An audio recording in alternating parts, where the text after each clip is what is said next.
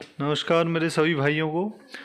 जो कोई भी डोज़र की ट्रेनिंग और डोज़र की मशीन लेना चाहता है वो कृपया दिए गए नंबर पर संपर्क कर सकता है। हम अपनी तरफ से पूरी कोशिश करेंगे कि हम अच्छे से उन्हें ट्रेन कर सकें और साथ में स्पेयर पार्ट्स भी अवेलेबल करा सकें। बाकी कोई भी क्वेरी हो तो आप नीचे दिए गए नंबर पे व्हाट्सएप कर सकते हैं। Thank you. Hello everyone and welcome आज के हमारे इस वीडियो में। तो आज इस वीडियो में हम बात करेंगे ऐसे फॉल्ट के बारे में जो आपको स्कैनर लगाने से गाड़ी में, यदि आपके पास कोई गाड़ी आती है आप उसमें स्कैनर लगाते हैं तो वहाँ पे आपको कोई फॉल्ट कोड नहीं मिलेगा, पर गाड़ी में वो फॉल्ट होता है और उसकी वजह से गाड़ी का जो परफॉर्मेंस है वो डाउन होता जाता है। इस तरह के कई फॉल्ट जो है एक गैरेज पे आते हैं, आए दिन आते रहते हैं। तो प्रॉब्लम ये है कि जब कोई स्कैनर लगाता है और वहाँ पे उसको कोई फॉल्ट कोड नहीं मिलता है तो वो ये समझता है कि इस गाड़ी में कोई फॉल्ट नहीं है, पर ऐसा नहीं होता कि यदि आपने स्कैनर लगाया और फॉल्ट कोड नहीं आ रहा है तो गाड़ी में फॉल्ट नहीं है। ऐसा नहीं है। क्यों नहीं है ये आज इस वीडियो में हम देखेंगे। इस एग्जाम्पल में हम देखेंगे टाटा 4923, जो टाटा सिग्ना या टाटा 4923 जो बड़े बड़े ट्रॉले होते हैं, उस इंजन को हमने स्कैन किया है और उसको स्कैन करने के बाद हमने उसमें देखा कि कोई फॉल्ट कोड नहीं है। पर बाद में जब हमने और अच्छे से डीप में जा कर के देखा तो हमको गाड़ी में जो फॉल्ट है वो नज़र आया, और फॉल्ट भी आपकी वायरिंग और सेंसर से संबंधित था, मैकेनिकल फॉल्ट उसमें नहीं था। तो अभी मैं चाहता हूँ कि आप स्क्रीन पे ध्यान दें। स्क्रीन पे आपको दिखेगा, हमने स्क्रीनशॉट ले रखा है टाटा 4923 गाड़ी को स्कैन करते समय जो हमको डेटा मिला उसका। ये गाड़ी में दिक्कत है कि गाड़ी जो है पुअर पिकअप पे है, तो गाड़ी में पिकअप नहीं है, पिकअप की वजह से एवरेज गाड़ी का नहीं है। तो अब हमने जब फॉल्ट कोड को रीड किया तो वहाँ पे कोई फॉल्ट कोड नहीं आया। उसके बाद कोई भी अच्छा स्कैनर होगा, यहाँ पे जो हम स्कैनर यूज़ कर रहे हैं वो जाल टेस्ट है जो कमर्शियल व्हीकल के लिए है। अब जब कोई भी अच्छा स्कैनर होगा उसमें मेजरमेंट का ऑप्शन ज़रूर होगा, तो मेजरमेंट्स में आपको वो सारी चीज़ों के डाटा मिल जाते हैं जो ECU के पास हर सेंसर दे रहा है, क्योंकि सेंसर का काम है इंजन से डेटा उठा करके, जानकारी उठा करके, डेटा यानी जानकारी उठा करके ECU को देना। ECU के पास जब वो जानकारी जाती है तो कार्यकर्ताओं से वो काम कराता है। अब यहाँ कार्यकर्ता कौन है? कार्यकर्ता यानी आपके एक्चुएटर्स। एक्चुएटर वो जो काम करे, जैसे आपका रेल का DRV या इंजेक्टर या पंप का मीटरिंग यूनिट। यहाँ पे इलेक्ट्रिकल चीज़ों की बात की जा रही है क्योंकि ECU किसी भी मैकेनिकल चीज़ को इलेक्ट्रिकली ही कंट्रोल करता है। एग्जाम्पल के लिए, जैसे अगर उसे इंजन की रेस बढ़ानी होगी तो वो इंजेक्टरों पे करंट ज़्यादा दे करके फ्यूल की डिलीवरी बढ़ाएगा, जिससे इंजन को ज़्यादा राउंड मिलेंगे और अंत में गाड़ी की स्पीड बढ़ जाएगी। तो ECU के पास ये जो जानकारी जा रही है वो सारी मेजरमेंट्स में आ जाती है। तो कुछ इंपॉर्टेंट जानकारी आपको लेना ज़रूरी है, जैसे कि अभी हम स्क्रीन पे देखेंगे, जैसे कि इंजन का ऑयल प्रेशर, इंजन के अंदर जो ऑयल है उसका जो प्रेशर होता है वो कितना है।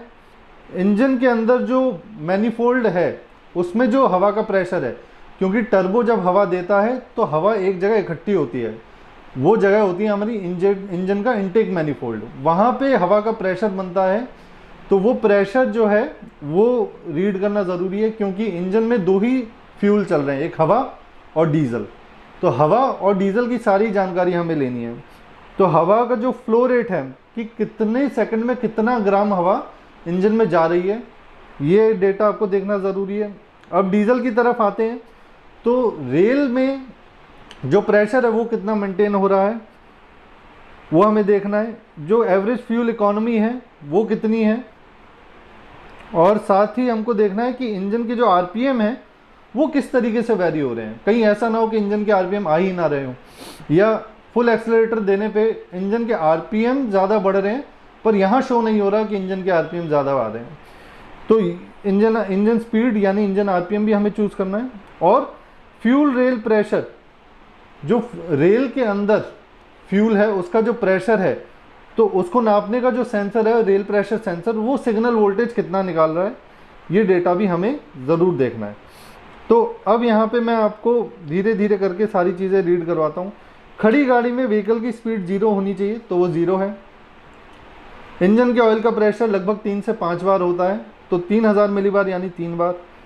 जो बूस्ट प्रेशर है वो टाटा कमिंस में खड़ी गाड़ी में 0 दिखाता है, क्योंकि खड़ी गाड़ी में कभी बूस्ट नहीं आता। खड़ी गाड़ी में टर्बो अपना काम करना चालू ही नहीं करता। टर्बो काम करता है 1200 आरपीएम के बाद, 11-1200 आरपीएम के बाद टर्बो इतनी हवा फेंकता है कि प्रेशर जनरेट होता है। लेकिन यहाँ पे हम क्या देख रहे हैं कि खड़ी गाड़ी में बूस्ट कितना आ रहा है, 2.3 बार या 2340 मिलीबार, ये खड़ी गाड़ी में प्रेशर आ रहा है। और टाटा कमिंस के जो इंजन है उसमें जो बूस्ट होता है पूरे पैडल पे, वो मैक्सिमम टू मैक्सिमम जाता है 460 मिलीबार। तो ये आपको दिखा रहा है 2340 मिलीबार। ठीक, तो यहाँ पे ये पॉइंट हमने नोट कर लिया। अब दूसरा पॉइंट देखिए, ये जो मास फ्लो रेट है ये खड़ी गाड़ी में होता है 117 यानी 117 किलोग्राम पर आवर, पर यहाँ पे खड़ी गाड़ी में आपको मिल रहा है लगभग 350 किलोग्राम पर आवर। ठीक, यहाँ पे आप एवरेज को अगर देखेंगे, ये देखिए यहाँ पे ये फ्यूल इकोनॉमी है,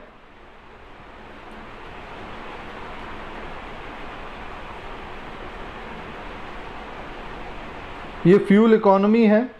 ये ट्रक की छोड़िए, शायद कारों की भी मैक्स टू मैक्स 24-25 जाता है। एवरेज जो है 24-25 का ऐसे ही देती हैं कारें, मैक्सिमम टू मैक्सिमम। यहाँ पे दिखा रहा है 58 का एवरेज, 58 किलोमीटर में 1 लीटर डीजल ट्रक, जबकि इस ट्रक का एवरेज आता है लगभग 3.2, 3.3 इस तरीके से जो है एवरेज आता है।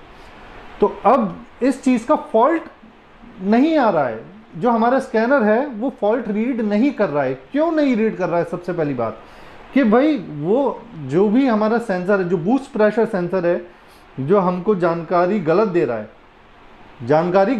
है, पर जानकारी आपको दे रहा है।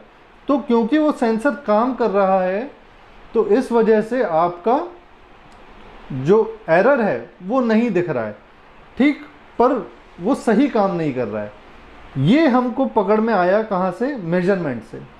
अब क्योंकि ये बूस्ट प्रेशर सेंसर हमारा इतना ज़्यादा रीडिंग दिखा रहा है हवा की, तो ECU क्या सोचेगा कि भाई जब इतनी ज़्यादा हवा का प्रेशर है तो जाहिर सी बात है वो इसलिए है क्योंकि ज़्यादा हवा आ रही है।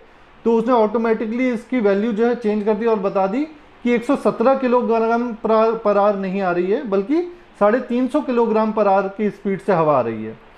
और क्योंकि हवा इतनी ज़्यादा है, उसके साथ जो फ्यूल बर्न हो रहा है वो कम है, पर हवा ज़्यादा है, तो ओवरऑल हमारा एयर और फ्यूल है, एयर और डीजल है, ये एक फ्यूल का काम करते हैं दोनों। तो हमारा फ्यूल जो है उसकी रीडिंग चेंज हो चुकी है, तो इस वजह से हमारे एवरेज की रीडिंग भी बदल गई है। उसके हिसाब से फिर ECU बता रहा है कि भाई ये तो 58 का एवरेज दे रही है। तो फॉल्ट कहाँ है? हमारा बूस्ट प्रेशर सेंसर ख़राब हो चुका है। ये चीज़ हमको डायग्नोसिस में जा कर के रीड करने से नहीं पता लगती है, ये चीज़ हमको पता लगती है मेजरमेंट्स में जा कर के।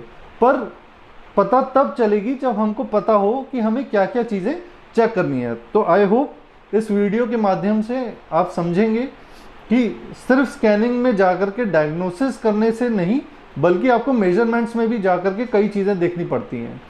अभी ये हालत है खड़ी हुई गाड़ी की, ठीक, जहाँ पे आपका रेल प्रेशर सेंसर खड़ी गाड़ी का, क्योंकि इसमें जो रेल का प्रेशर है खड़ी गाड़ी में वो 605 बार है, तो उस हिसाब से सिग्नल वोल्टेज जो है प्रेशर सेंसर 1.8 वोल्ट या 1.9 लास्ट 2 वोल्ट निकालता है। अभी जब हमने गाड़ी को रेस दी, तो रेस देने के बाद हम क्या देखते हैं कि हमारा जो रेल प्रेशर है वो बढ़ गया है। ठीक, ऑब्वियसली क्योंकि हमने जब रेस दी तो पंप ने ज़्यादा चक्कर लगाए और ज़्यादा चक्कर घूमने से उसने ज़्यादा प्रेशर बनाया। ठीक, और हमारा जो बूस्ट प्रेशर सेंसर की रीडिंग है वो 2300 से मात्र 2500, 2340 से मात्र 2500 तक बढ़ कर के आता है। और हमारे RPM पूरे हो चुके हैं, लगभग पूरे 2800 तक RPM है। और हमारा जो प्रेशर सेंसर का जो वोल्टेज है वो मैक्सिमम प्रेशर पे 3.4 वोल्ट्स निकलना चाहिए, 3.6 लास्ट है, तो वो सही निकल रहा है। पर हमारा जो एयर की जितनी रीडिंग्स हैं वो सारी गलत हैं।